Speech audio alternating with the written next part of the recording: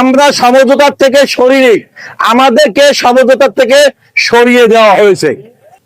আমি আপনাদেরকে বলতে চাই, আমাদের সবচাইতে বড় পুঁজি হইল ঈমান। কি পুঁজি? ঈমান।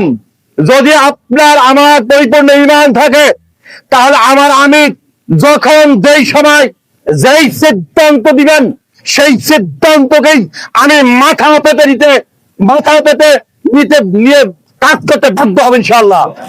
সংগ্রামী উপস্থিতি, আমি বলতে চাই, আমরা এখন থেকে বিভিন্ন জায়গা থেকে শুনতেছি আমাদেরকে কটূক্তি করে অনেকে অনেক বক্তব্য প্রদান করতেছেন।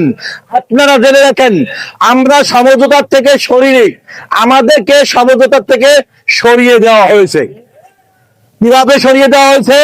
আমরা যেখানে আমাদের প্রার্থী নির্বাচনে জয়যুক্ত হবেন, জয়লাভ করবেন, সেখানে আমাদের প্রার্থীকে রাখেনি, বরঞ্চ যেখানে আমাদের ভোট নেই, আমাদের জনসমর্থন কম, সেখানে তারা ইচ্ছা করে আমাদের সেই প্রার্থীকে ওনারা রেখে দিয়েছেন।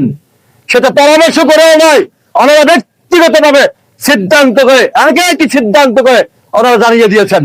সম্মানিত উপস্থিতি, শুধু এটাই নয়, আরো কিছুগুলো বিষয় আছে যেগুলো আপনাদের জানা প্রয়োজন।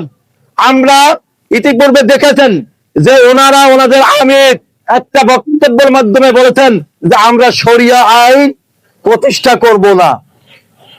ইসলামী আন্দোলন বাংলাদেশের যারা নীতি মনে পড়েছেন, তারা দেখেছেন ইসলামী আন্দোলন বাংলাদেশের লক্ষ্য উদ্দেশ্য কি। ইসলামী আন্দোলন বাংলাদেশ আল্লাহ পাকের সন্তুষ্টি অর্জনের মাধ্যমে দুনিয়ায় শান্তি, পরকালে মুক্তি চায়। কি চায়?